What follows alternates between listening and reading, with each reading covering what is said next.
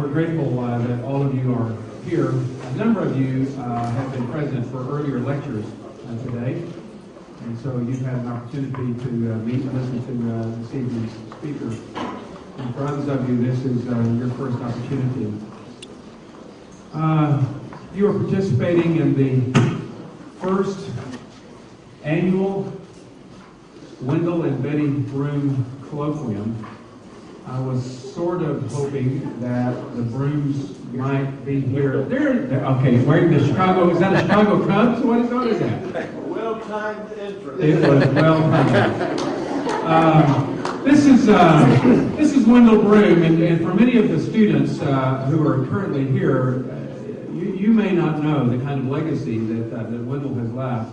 We honored him at noon today. We'll not go into all of those details again. But he is, for Abilene Christian University and for Churches of Christ, kind of the godfather of missions.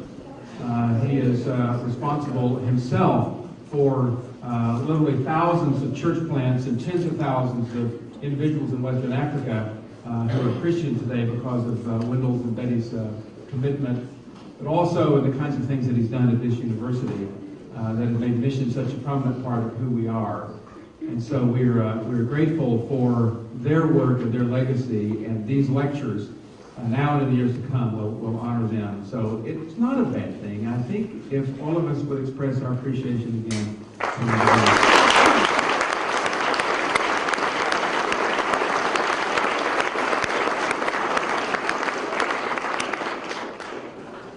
We will have an opportunity for questions and answers tonight, maybe 15 minutes or so. If you have questions that arise during Dr. Jenkins' presentation, I hope you'll save those, and we'll have an opportunity to field those in a bit. Many in the room have read one or more of Phillip Jenkins' books, some of the most influential books, not just about missions, but about culture and about Christianity and about globalization, that have been written in the last several years. The two that we have focused on, especially during these lectures, is The New Faces of Christianity, Believing the Bible in the Global South, and The Next Christendom, The Rise of Global Christianity. I might mention that both of those books are available in the lower rotunda, as well as a couple of other books that Dr. Jenkins has written. But these two books have been profoundly influential, not just on Christians or upon those who are thinking about missions, but upon our understanding of civilization, of Western civilization in relation to the rest of the world, of the phenomena of our day as these major cultural shifts are taking place all around us. These are important works. Dr. Jenkins has made a significant contribution to both the intellectual life of the global Christian world, as well as a great resource to those of us who care greatly about Christian missions. Dr. Jenkins is a distinguished professor of history and religious studies at Pennsylvania State University. Would you join with me in welcoming Dr. Phillip?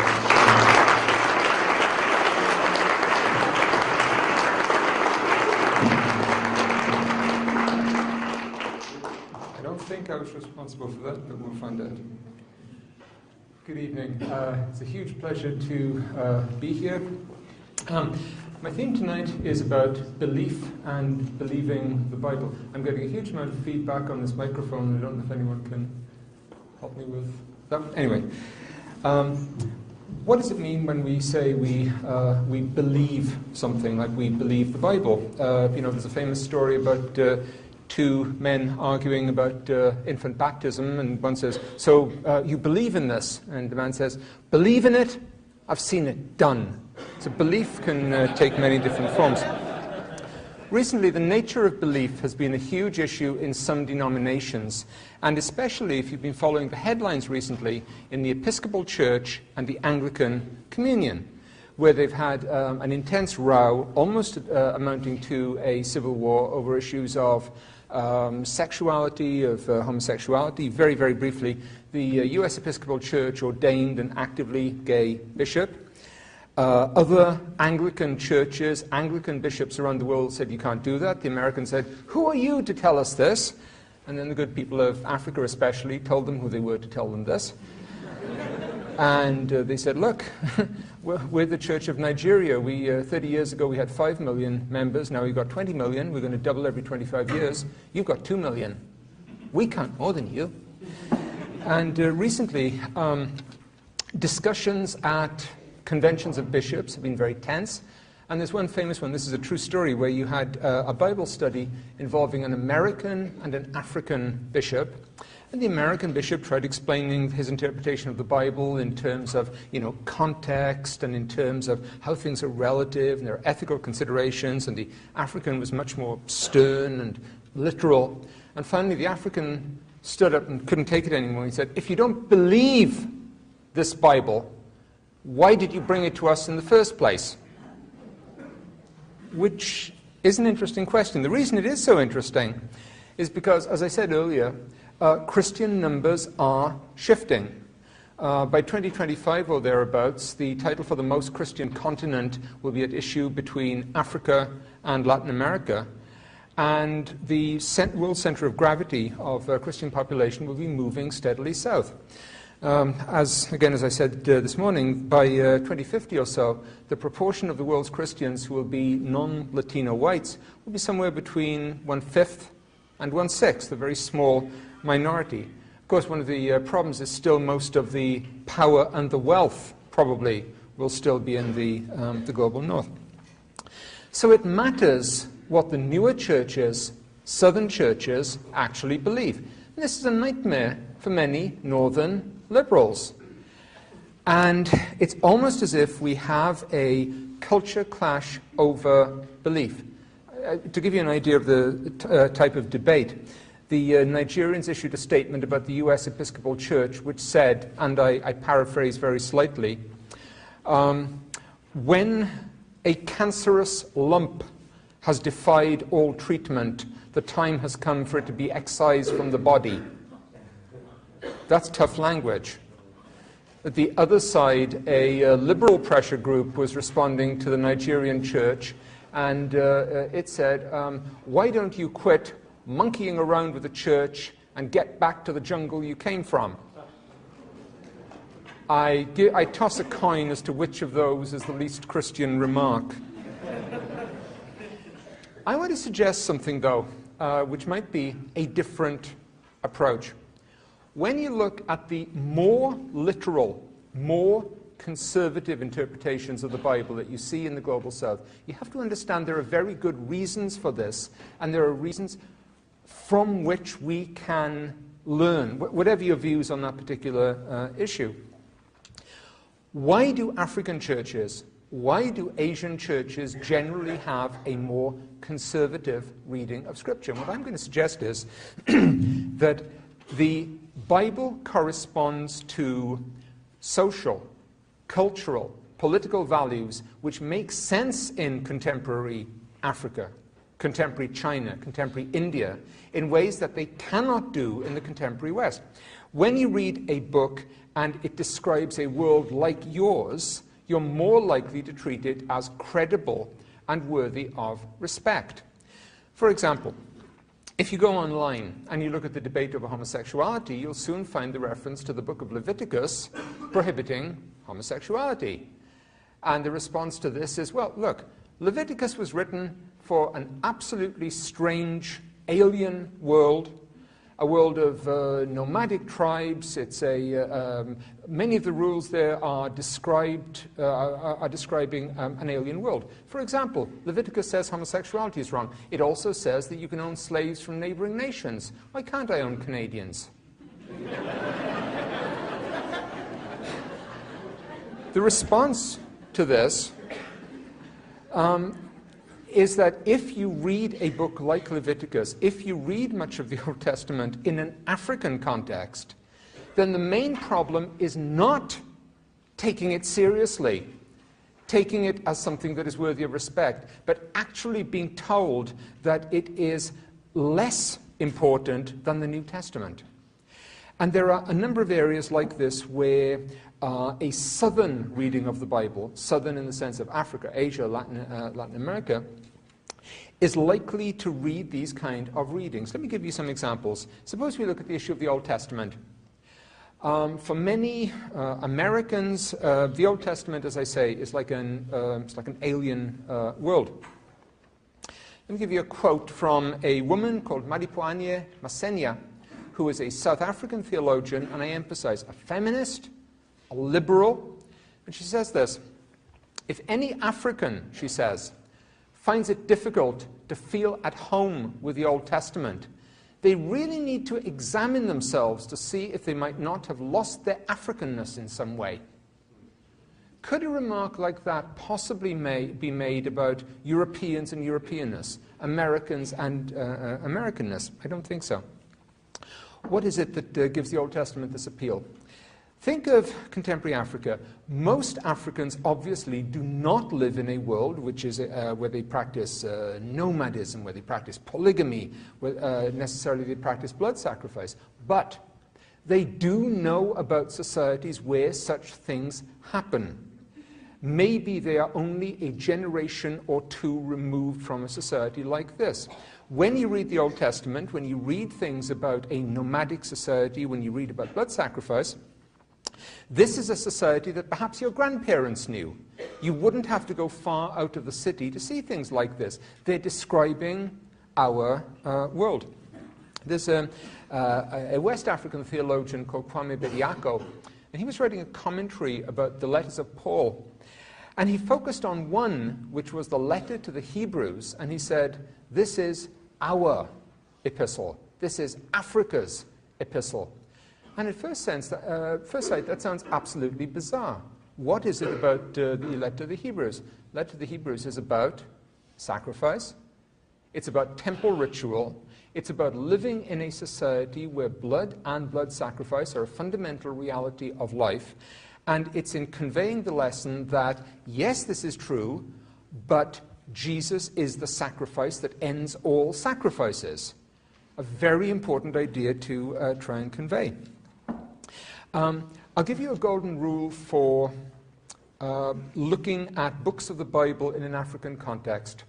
If Martin Luther hated it, if Martin Luther thought it should be kicked out of the Bible altogether, it is going to be a massive hit in Africa.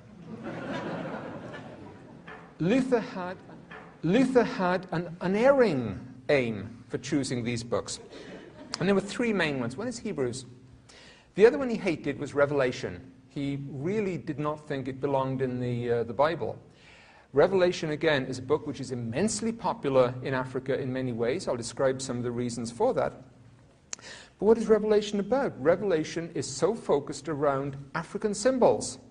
The altar, the throne, the lamb, the sense that the dead are alive in the other world, the sense of blood crying out from the ground. All these are African ideas. If you look at African theology, people are amazed looking at something like Revelation, not in the sense of, it's describing the world and this is describing how the world is going to end very shortly, but because it involves these fundamentally African ideas. There are other reasons, but that's a large part of it. Think of this in terms of evangelism. Speaking to an American audience, a European audience, about some fundamental Christian ideas, such as atonement, such as the idea of atoning sacrifice. That is a very difficult idea to try and get to a Western audience because it's so alien to them. It's fundamental for many Africans. Whenever I meet an American evangelical who uses phrases like power in the blood, my first question to them is, so, have you ever seen a blood sacrifice? Have you ever smelled a blood sacrifice? And I've never yet found someone for whom the answer is yes and yes. Where this idea emerges very strongly is in hymns. Here's a concept for you. We currently today live in the greatest ever age of Christian hymn writing in terms of the volume and arguably the quality of what is produced. Unfortunately, so much of it is in languages that are not accessible to most of us. They're in Swahili, they're in Luganda, they're in many different languages. But you could actually write a pretty good history of East African Christianity through one hymn, which is called the Tukutendereza Yesu, a hymn which, think of Amazing Grace for Americans. Think of the way that surfaces in so many different contexts. Tukutendereza Yesu, it's a hymn that, for example, you get stories where you have Christians about to be martyred, and the soldiers gathered round join in when they sing the Tukutendereza. It's this enormously emotional hymn. What's it about? The blood of the Lamb, the sacrifice, the blood. These ideas are everywhere. If you look at the world's Christians today, the large majority of them are poor, unimaginably poor by American or European standards.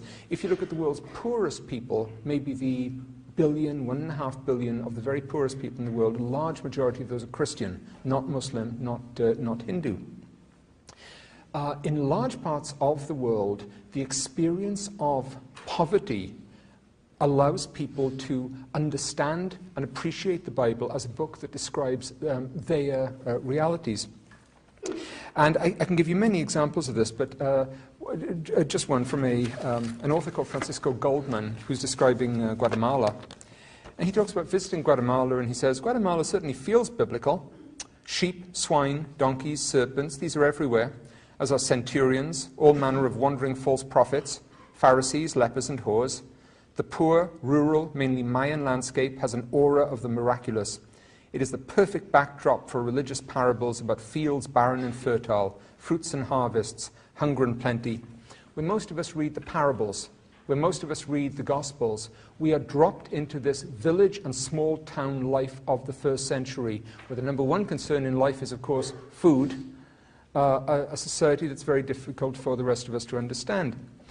To quote another contemporary African theologian, again a feminist, a liberal, those societies which are far removed from biblical cultures run the risk of reading the Bible as fiction. Can you imagine anything more incredible, reading the Bible as fiction? Conversely, if you live in something like a biblical culture, it makes the Bible more acceptable, more accessible. Let me give you an example of this. I was once talking to some West Africans, and they were producing all these examples of parts of the Bible, parts of the Scriptures, that made sense to them living in an agricultural world.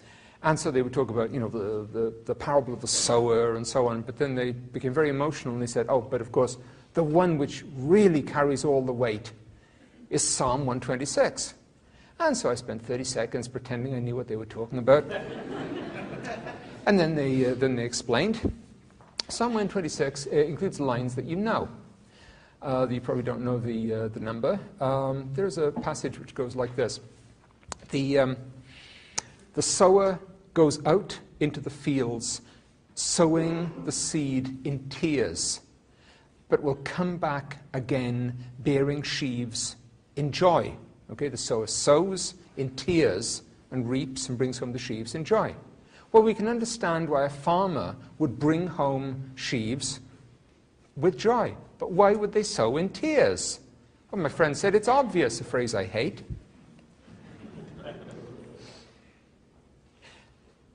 It's obvious, they said. When the psalm was composed, there was a famine. When there's a famine, you have a certain amount of corn, and you have a choice with it. You can eat it or feed it to your kids. Or you can make it seed corn and sow it so you'll have more to eat next year. So you can eat it now, but that wipes you out, literally, and your best chance of life is to migrate to the big city. Or you can literally take the corn away from the hands of your children and your loved ones and sow it. And that's why somebody sows in weeping. There are still parts of the world today where at certain times of the year, the standard greeting and response is, how are you? My children are hungry. And that's the normal expected thing at certain times of the year. Here's an observation for you. Have you ever noticed how much of the Bible is about food? When does food ever surface in the United States as a topic. In the last couple of years, what have we had? We've had an alleged obesity epidemic. We had the broccoli of death last year. But food is generally not particularly a topic. Now imagine living in a society where food really matters, where food is the pressing need of life. Read the Magnificat. Read the words of Mary in Luke. And look how that passage imagines the kingdom of God. What will this kingdom be like? You're not going to believe this. It'll be a miraculous time. People will have enough to eat. God will fill the hungry with good things. And, as a bonus, send the rich empty away. Everything is in the form of food. Let me just read one passage here. This is from a grace from a contemporary Chinese house church, one of the illegal, mainly Pentecostal churches. Today's food is not easy to come by. God gives it to us. After we eat it, we'll be freed from sickness. God protects us so we can have the next meal. He protects us so everything is prosperous and we have peace. All our family members, from young to old, need the protection from God. If you want a sense of a society in which you cannot count on the next meal, you cannot count on easily available drinking water, a passage like that gives it to you. Now imagine when you read something like that, you live in a world like that, and you read the Bible, and you read a promise of living water. Where can I get this living water? Have you ever noticed how much of the Bible, how much of the action of the Bible is driven by famine? We know nothing of famine in this society, though I would say we're actually only about 60 or 70 years away from a time when large parts of Europe and even North America lived with a real fear of hunger during the Depression and immediately after World War II. We've forgotten that. Food is not that obvious or is that natural a thing. Look at how much of the Bible is about famine. And this brings me to a whole style of writing, a whole genre in the Bible, which most of us don't maybe have much attention to. Over the last few years, as I've been doing this work, I've become so sensitive to this, and I suddenly find myself being able to see how other people can read these texts in ways that I never can. Let me give you an example. You may be a very devoted Bible reader. Let me make a small bet. I'm sorry. Let me make a small assertion. You get bored by the genealogies. So-and-so begat so-and-so, right? There are many parts of the world where, of course, you have genealogies. Why? Two reasons.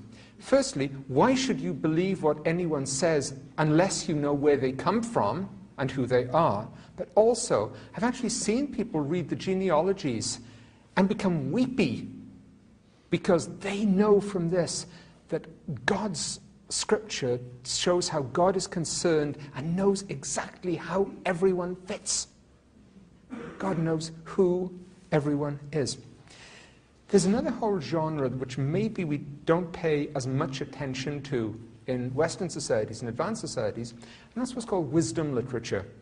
Say something about that. If you open the Bible, you'll find a great deal of proverbs, proverbial sayings, and we live in a society that prizes novelty and creativity. Things need to be new. In an oral society, a pre-literate society, proverbs are critical. That's how you get the wisdom of the ancestors. To repeat a proverb probably shows you're not a very smart, very original person. Who's the best known maker of proverbs in modern American culture? Forrest Gump, right? Stupid is as stupid does. Wisdom literature carries a huge weight, and we can talk about this, but there's one book I want to talk about particularly, and that's a short epistle, which is the Epistle of James, which gives rise to so many sermon texts across Africa, particularly in West Africa. I want to say something about its appeal. James is a deceptively simple letter, but it has one particular passage which goes something like this. You say that tomorrow you're going to go to this city. tomorrow you'll do this business, you'll do something. You fool. You don't know you'll be able to do that. Your life is a mist. Your life is a vapor which rises and disappears. Everything passes. Everything is transient. What you should say is, if God wills, I will go to this. I will go to the city. Well, you know, for an American audience, for a sophisticated Western audience, we can look at something like that. Ah, what great poetry! But we don't believe it. We don't believe that our life is a mist that's going to disappear on the morrow. Most of us. Now try reading that in a community where the average age of death is 37 or 38. When you're in a church where the average age of the congregation is 20 or 22, where the pastor is a little old guy of 28, and look at the power of something like James. And you know, I can underline that statement about it carrying weight through much of the world because of its appeal across religions. When Muslims read it, they love it. Why? It sounds Muslim. If ever you go to a Muslim country, what do you hear everywhere is, if God wills. This plane will take off and rise to 30,000 feet, if God wills. James even describes God as compassionate and merciful. It translates wonderfully into Arabic. The other people who love it are Buddhists, because they also, of course, traditionally lived in a society which knew of transience. To say that your life is a mist, your life is a vapor which can disappear, is not just a philosophical statement, it's an observation about life being very transient. I can substantiate this. Not too long ago, a British publisher produced a series of books where they took books of the Bible and published them with introductions by great spiritual leaders such as Bono, you know, figures like this. The epistle to James was introduced by, had a commentary by, the Dalai Lama. And the Dalai Lama began by saying, I don't know much about Christianity. Come now, Your Holiness. But I do know a lot about Buddhism, he said. And he does. He says, this book I cannot comment on in detail, but it is wonderful Buddhism. But above all, you have this passage about your life is a mist, your life is a vapor. Beautifully captures the basic truth of transience. Here's a thought for you. If you ever were given a chore of trying to devise a kind of mission of bringing Christianity to some other society, some other very different kind of community, what part of the Bible do you think would carry the most weight? Well, you might think the Beatitudes, the moral truths, ethical truths in the Sermon on the Mount, the exalted mysticism of the Gospel of John. Well, here's a candidate for you. How about James? How about James as a text for speaking to poor people in much of the world? A thought about wisdom. One of the very large area where what is portrayed in the Bible makes sense in the global south in a way in which perhaps it cannot make sense in the north. And that is in the whole interpretation of good and evil, the spiritual basis that is given to sickness, to evil. Not long ago, Jim Wallace, a well-known progressive liberation theologian, wrote a book in which he said, you know, if you go through the Bible and you take out references to the poor, you don't have much left. He's absolutely right. But if you go through the Bible and you take out references to angels, demons, exorcisms, and spiritual healing, you're left with a pretty thin pamphlet. For many Western Christians, I think for many European Christians, when they read the Gospels, what they're looking for is spiritual truths. They're looking for the wise words of Jesus. They're looking for ethics, no matter how many of these boring and irrelevant miracles they have to get through to get there. There are many parts of the world where it is the miracles which are, of course, the symbols of power, of God's victory over the forces of evil. And let me suggest, if you live in a society which is haunted by the idea of curses, of ancestral curses, of magic, and of witchcraft. Oh, by the way, can I just point out, the last 30 years or so have probably been the bloodiest in human history in terms of the worst and most widespread witchcraft purges. If anyone thinks that witch trials are a product of the Middle Ages, think again. It is in the cities of Africa especially where more witches have been killed in the last 30 years than in many centuries. Live in a society like that and suddenly understand the message that you get in large sections of the New Testament about all those spiritual powers are now over. You are now free. I'd like to quote a hymn to you. This is from the Transvaal. It was actually composed in the 1970s, but it could easily have been composed in the 170s. Jesus Christ is conqueror. By his resurrection, he overcame death itself. By his resurrection, he overcame all things. He overcame magic. He overcame amulets and charms. He overcame the darkness of demon possession. He overcame dread. When we are with him, we also conquer. Images of conquest, victory, of a triumphant king leading prisoners in behind his chariot are actually ancient Christian ideas which make great sense today. By the way, you may be wondering about something. I've talked about these hymns. And you think of the debates that we have in some Western churches about churches using hymns which are really outdated because they're very militaristic, or they're patriarchal, or they do all these bad things and they have to be cleaned up. I just want to give you a hymn from a contemporary Ghanaian woman called Afuakuma. And I think if I read you this will give you the authentic sense of a woman's gentle touch in a hymn. If Satan troubles us, Jesus Christ, you are the lion of the grasslands. Your claws are sharp. You will tear out his entrails and leave them on the ground for the flies to eat. All together now.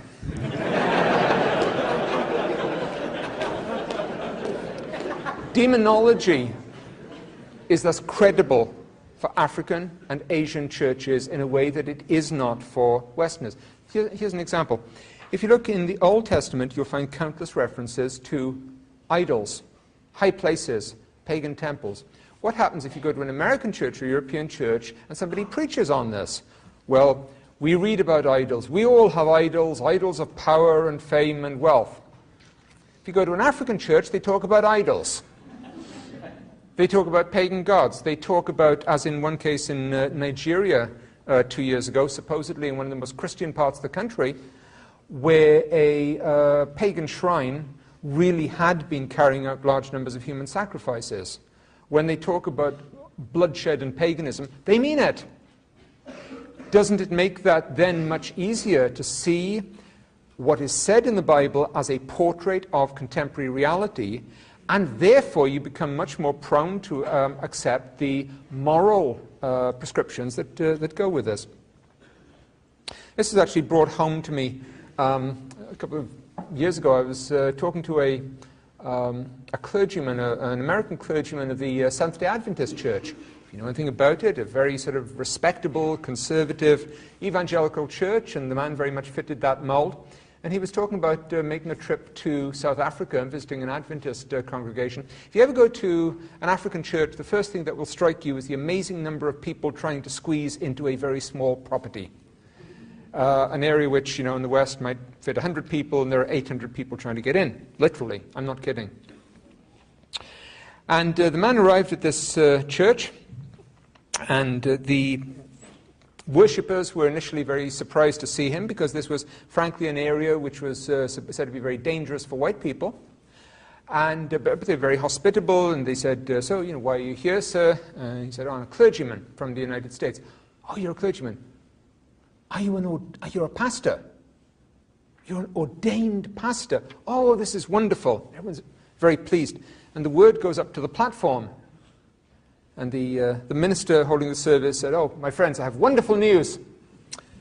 Pastor Smith has come to visit us all the way from the United States. I will ask him to conduct tonight's exorcism." And I'm sometimes asked, how did Pastor Smith do? And I'll tell you two things. One is all he knew about exorcism was from the movies. And the second thing is he did very well. And I mean that seriously. Which actually, if you are not prepared to deal with concepts of exorcism and spiritual healing, and deal with people who believe very seriously and very sincerely in witchcraft, and you're interested in mission, don't do Africa. Cannot stress that sufficiently. In fact, I won't spring this on the good people of ACU because you have treated me so very kindly, but sometimes when I visit a seminary or a theology program, I sometimes ask how many programs you have or how many courses you have in spiritual healing. Because those are really basic necessities for large sections of the world. Just one other story, and this, as the writer Dave Barry always used to say, I don't make this stuff up. True story. Imagine a church where a woman has been healed in a service of a spinal complaint, and she wants to testify. She wants to say what Jesus has done for her.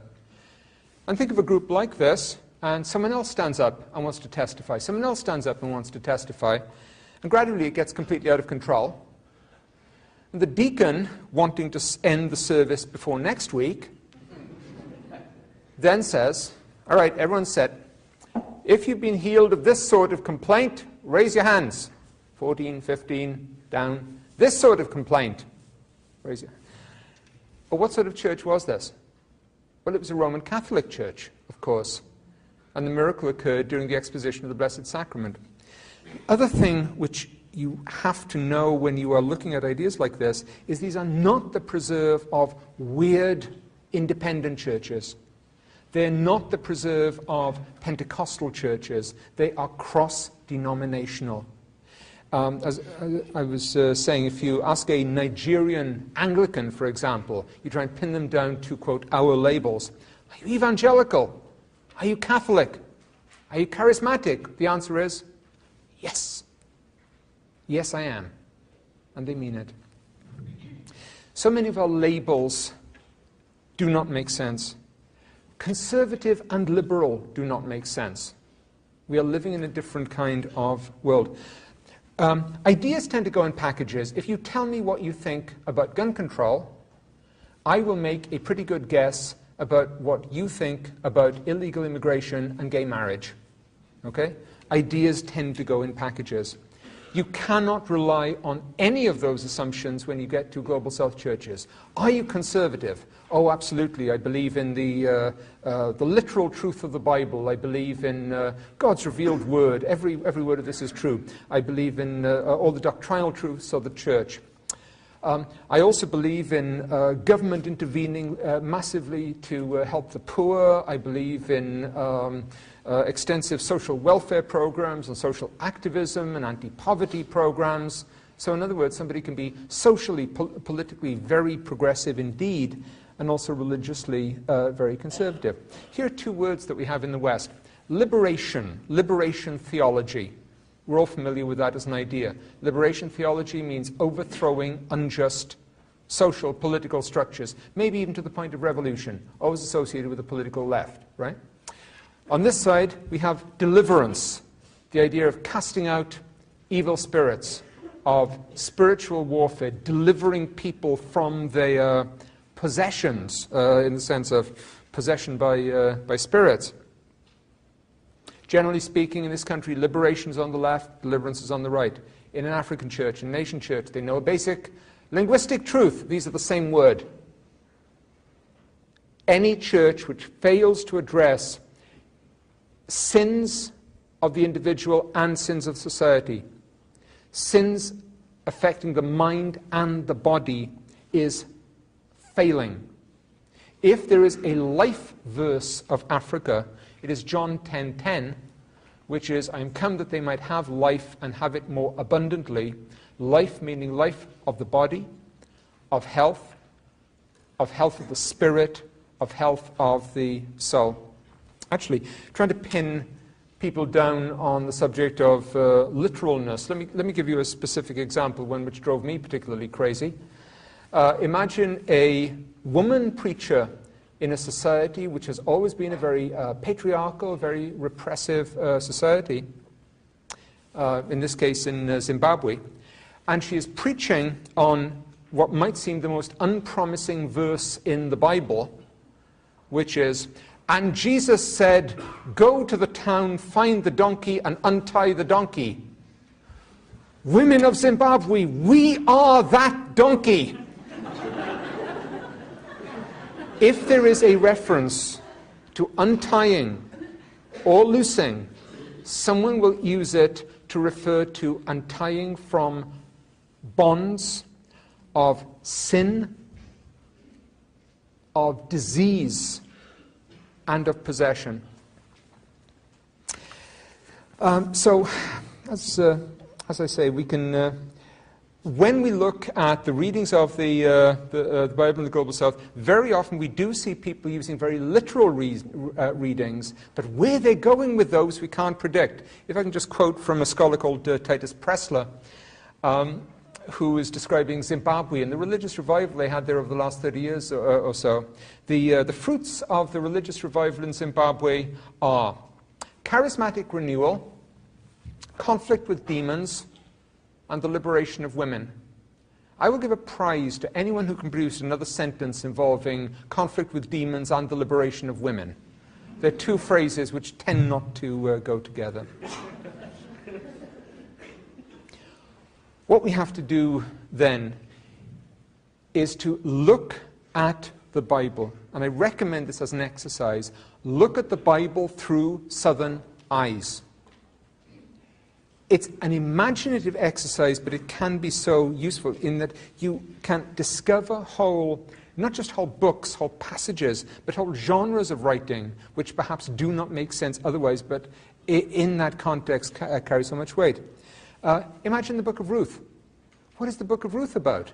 The book of Ruth is about a society devastated by famine, in which society is falling apart, in which the men leave because they can, in which women remain behind with the children, try and keep society together, and they survive by loyalty to kin and to other women. Can't imagine why that's one of the most popular scriptures across Africa. Does that have any relevance? If there's a passage that I'm sure everyone in this room has heard of, it's the 23rd Psalm. The Lord is my shepherd. What's it about?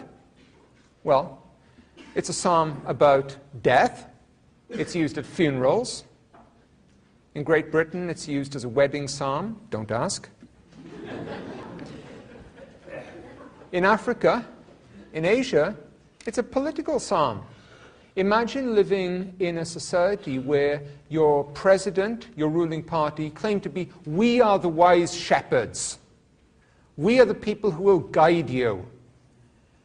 And what a Muslim might respond is, no, God is greater, Allah Akbar. But there's a Christian version of that too, which is, you're not my shepherd.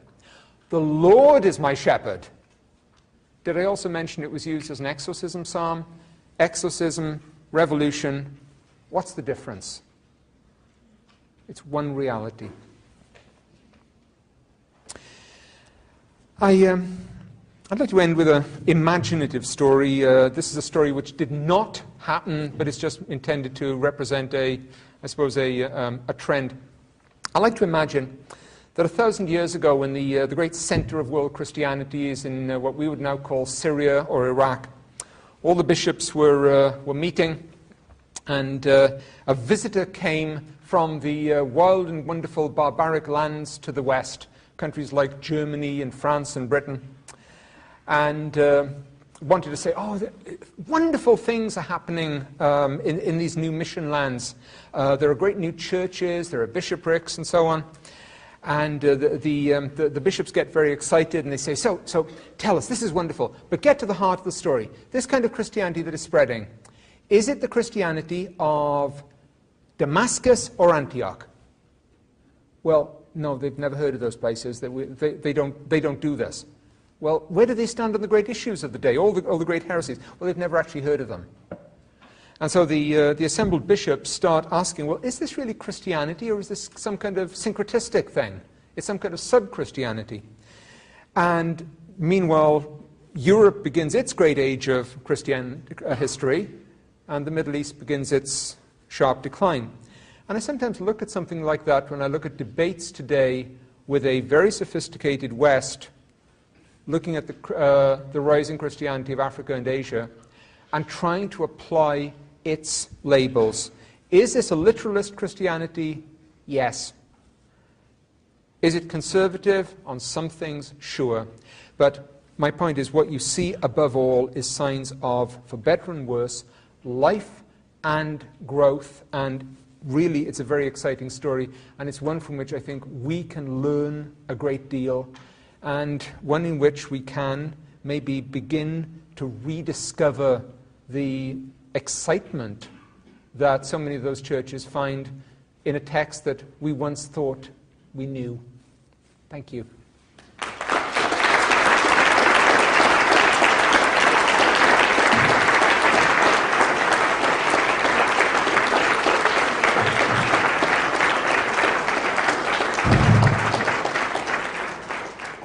Thank you, Dr. Jenkins. We have about 10 minutes, and we're going to open the floor to questions. I typically, in these kinds of moments, we ask the questions, and the first ones to ask questions are the old gray heads who've been studying theology and religion for about 75 years. Let me at least time the pump by asking one of the students to ask the first question. And then, Dr. Ash, you can ask. I'm sorry.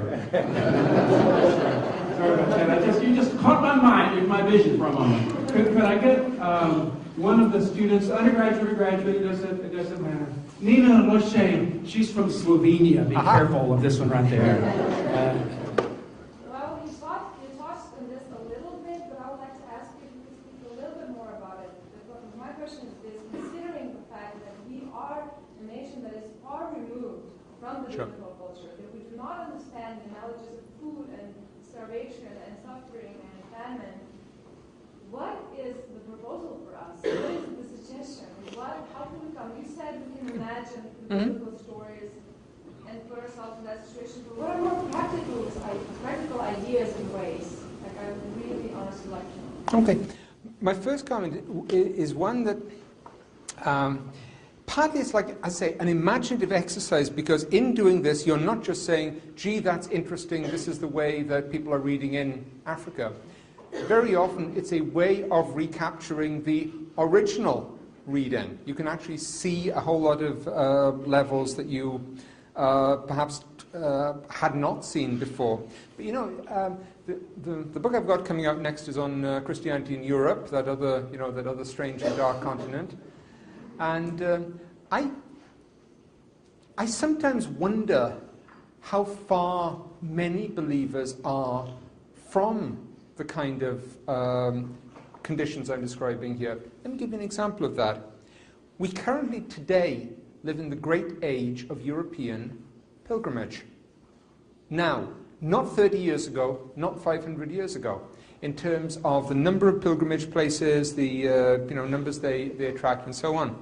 Going on a pilgrimage is a very interesting kind of, some would say, primitive behavior.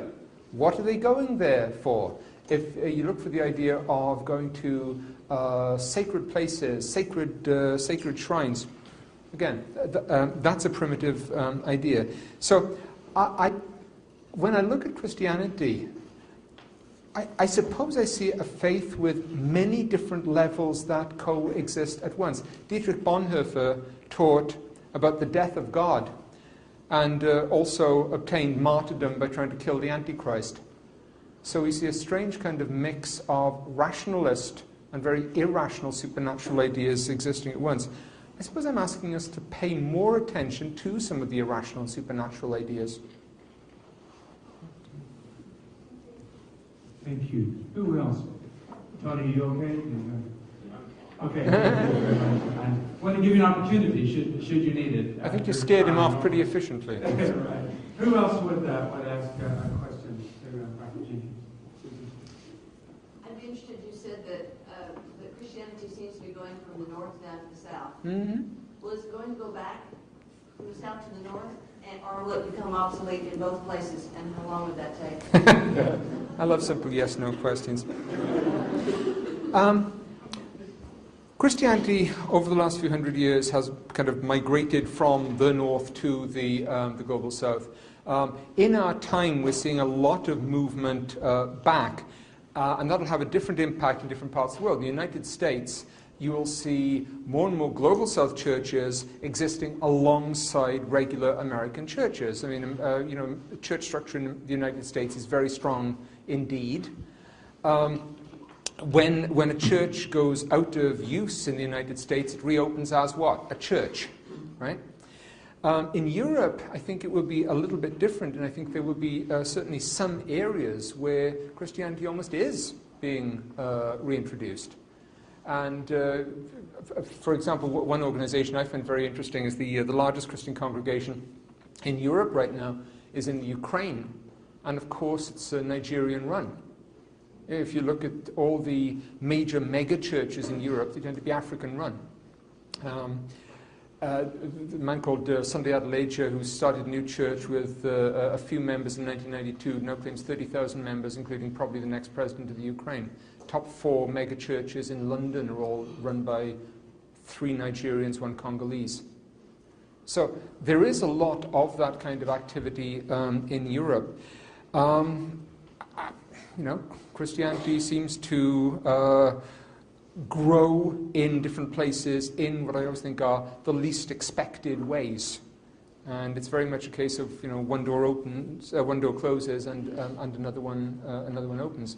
I'm sorry. Was the second part of that when will it decline in both, or what? Well, I just wanted to decline, or it won't become obsolete necessarily, but how relevant? Because how relevant will it stay? The more generations that live in Africa, how long will it stay relevant to them?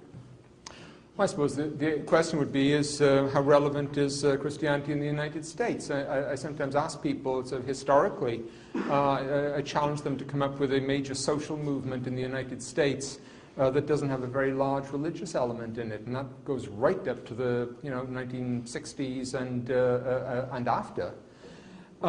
So I would say Christianity is probably as relevant in, say, American politics, American cultural life today as probably it's ever been. Certainly in terms of church membership as a proportion of the population, it's way, way higher than it was in the years before the Civil War. So I'm not somebody who believes that the United States is moving in a post-Christian direction. I think the greatest movement perhaps towards religious expansion in this country was absolutely unwitting, which was the Immigration Act of 1965, which unwittingly admitted all these Christian migrants. And we'll be living with the consequences of that, certainly for the life of everyone in this room. Don't forget, by 2050, 1/3 of the population of the US will have Latino or Asian roots, overwhelmingly Christian. Korean Americans, for example, are what, 10 to 1 Christian? 10 Christian for every 1 non-Christian. America, Diana Eck wrote a book called How a Christian Country is Becoming the World's Most Diverse Nation. I have a follow-up which is called How a Christian Nation Became a More Christian Nation. So. Thank you. James. Many of us are still taking the Bible to them, and they're eager learners.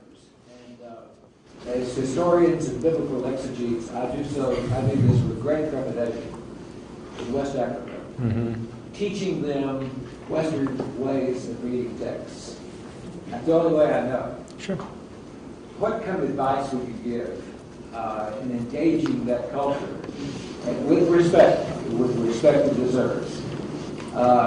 And when we are trained in the West and they are still starving for what the West brings them. The main thing I would tell you is not to worry for this reason, which is we now have a couple of hundred years of looking at this encounter in a fair amount of detail, and overwhelmingly what people tend to do is take the readings that make sense to them and reject the ones that don't. And the great example I would give you is look at all the British and French churches who spend all this time introducing the Bible and say, well, yes, there's some things there about healing, and, we needn't take this too seriously, but I want you to concentrate on being loyal to the empire. Yes, well, we'll leave that bit, but you say there's healing in there. They will take what is of use to them, and there's virtually nothing that can be done to that, which I would suggest also that you look at the words of the former Tanzanian Prime Minister, President Joseph Nyerere, who was a very radical socialist and a big friend of Chairman Mao and so on, who wrote probably the most moving tribute to European missionaries in Africa you will ever find anywhere. And he talks about these missionaries as the people who brought the absolute best of what they knew in an attempt to help us. And I urge you to read that, and it will make you feel much less worried and really very proud. We are grateful for Phillip Jenkins for what he has shared. We're going to end with a little presentation and a word of blessing. But for what you have written and for the impact that you've had in large measure in this nation and beyond, but especially for what you have meant for us today and this evening, we're grateful. And would you join with me in expressing appreciation?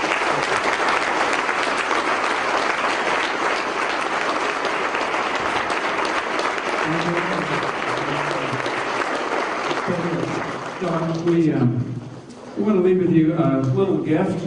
You have been very warm and endearing to us, but we offer you, on behalf of Abilene Christian University, a little gift that'll add a few pounds to your suitcase. We hope you'll take that back. And so, if you'll do that, and then here's how we would like to end tonight. I know you're British and you don't like all of this attention may be thrown on you like some of us Americans do, but I want you to stand and receive a blessing that is a part of our culture. It's not a southern world, a global culture, but it is. I thought this was Texas. It is a Texas culture. But this is an ancient blessing with which we would like to end our evening as we offer prayer on our behalf together, and especially on you. Can you stand? Thank you. The Lord